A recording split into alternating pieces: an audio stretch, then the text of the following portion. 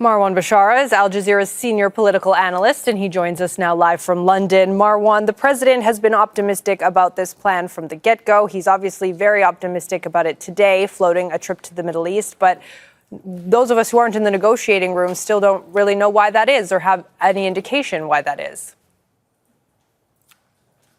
Well, there are some signs that there is some understandings, basic understandings about what's coming up in terms of the exchange of captives to prisoners and the discussion over maps.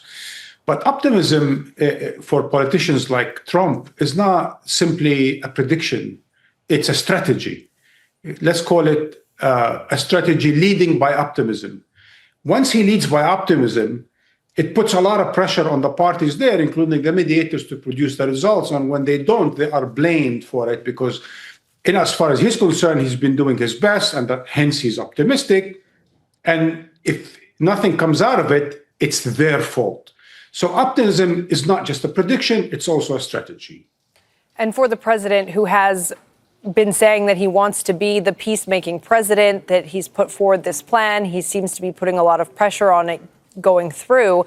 How big of an issue is there for him if this comes to an impasse and a lot of these points cannot be agreed to?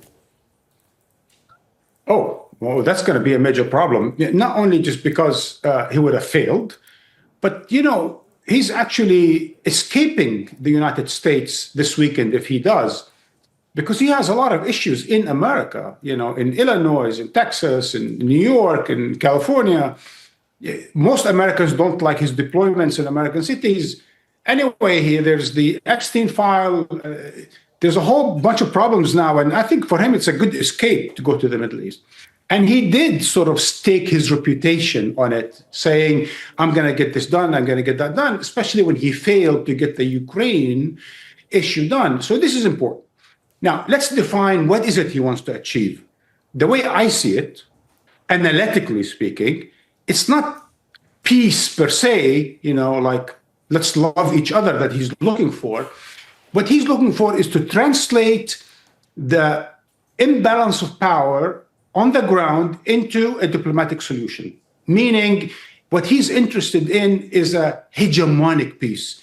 Hegemonic peace meaning a peace that is favorable to Israel and the United States at the expense of long-term Palestinian and even Arab interests. He's interested in that, in hegemonic peace, and he thinks it could be achieved. His predecessors, American presidents, also tried to translate Israeli and American successes on the ground in the Middle East, from Iraq War to beating the Intifada to the Second Gulf War, into political solutions. And that's what we have now. Trump thinks Israel was able to defeat Hamas, Hezbollah, beat Iran, and now this is the time to translate all of this into some kind of a hegemonic peace. So provided that this deal gets agreed to, the president has said that he sees it actually as a stepping stone to wider peace in the Middle East. As you mentioned, you seem more pessimistic about that than the president is. But if both sides do ultimately agree to this framework, could that actually happen? It's going to be very difficult, look, because each one of the 18, 20 points needs an agreement in and by itself. It's a very vague, as you probably heard it already in the last few weeks, the last few days. This is a very vague agreement that only Trump and his minions can kind of work out the details with the Israelis and Palestinians. Trump says he, meaning, can offer guarantees. But the question is, who can guarantee Trump's guarantees? Because we know from the past 7-8 years that Trump goes back on his words consistently, right? So unless these things are signed into clear agreements with times and calendars and maps and so on and so forth, and there are other people who would guarantee it within the region and outside it, then we're just talking in hot air in the end of the day. Because once the captives are released, I think all bets are